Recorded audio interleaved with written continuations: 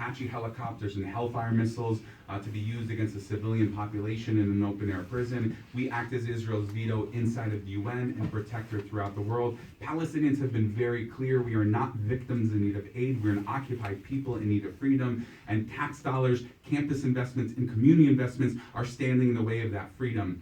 And don't ever be fooled that just because we are the new empire, that the UK and its arms trades and the EU and that the globe isn't coming around to profit off of these systems of oppression. So it's essential that when we see these systems of apartheid and occupation and oppression, that we don't just say to ourselves, oh, well, that's bad and I'm against it, but we work as hard as we can to cut our direct lines of complicity.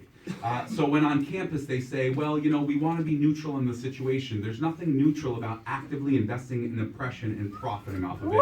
And you have every right to share your opinion. Nobody has the right to profit off of that. So in 2005, Palestinian civil society called for boycott, divestment, and sanctions against the state of Israel until it complied with three basic demands. Number one, the ending of occupation of all Arab land and taking down of the apartheid wall in accordance with the 2004 International Court of Justice ruling. It's a little long. Number two, the right of return for Palestinian refugees, who I mentioned 750,000 were ethnically cleansed in 1948, and waves of ethnic cleansing that have taken place throughout. And number three, equality for all Palestinians living inside of the state of Israel who face more than 50 laws that systematically discriminate against them in terms of labor, education, marriage, and other aspects of society. Now, we've seen a lot of beautiful resolutions, whether BDS resolutions, boycott resolutions, or divestment resolutions across campuses in the UK, the United States, and elsewhere. For the folks that don't know how divestment operates, whether we're talking about fossil fuels, prisons, or Palestine, let's say Bristol University invests in Caterpillar. Caterpillar sends over armored and D9 militarized bulldozers to the Israeli state. They're used to bulldoze homes, uproot olive trees, kill American citizens like Rachel Corrie. So this piece is called "This Divestment Bill Hurts My Feelings." And it's done in two voices, and if you can't tell the different voices, I messed up. But basically it's like the pro-divestment voice and then the racist voice.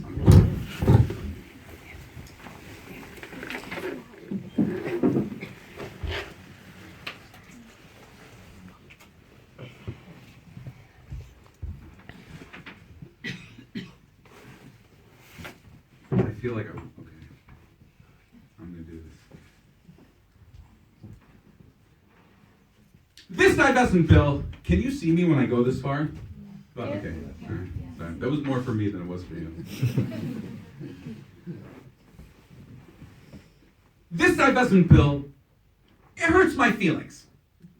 That Caterpillar bulldozer ended life in the body of an American citizen, drove her bones into the ground while a company cashed in on the sale.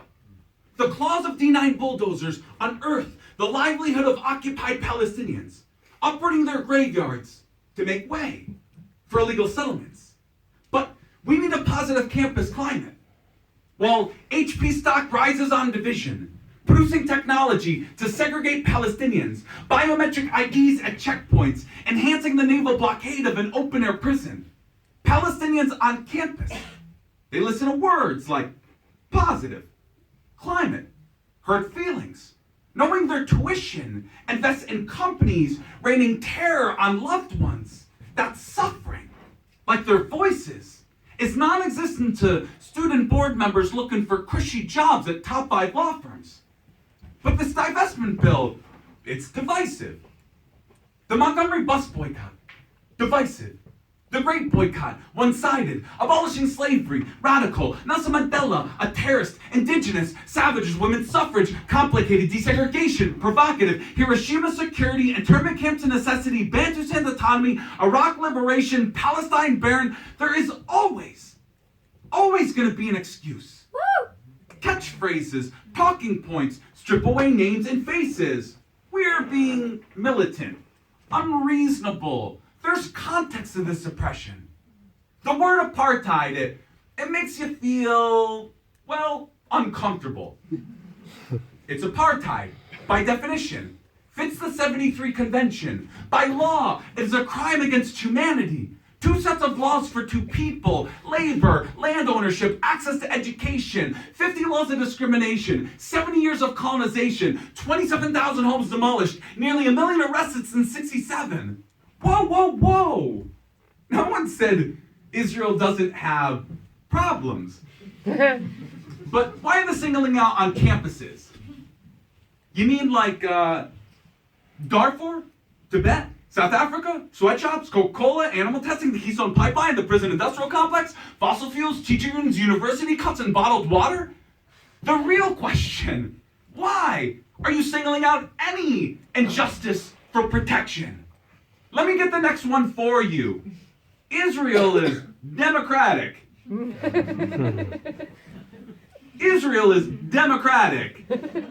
Democratic like coal is clean, Miller Lite is the same great taste, less spilling, and McDonald's salads are healthy.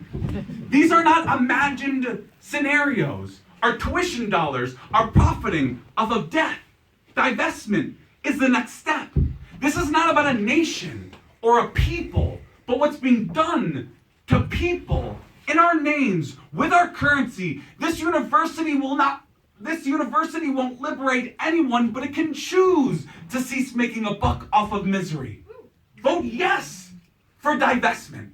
No to appeasement. Affirming injustice isn't positive for any climate.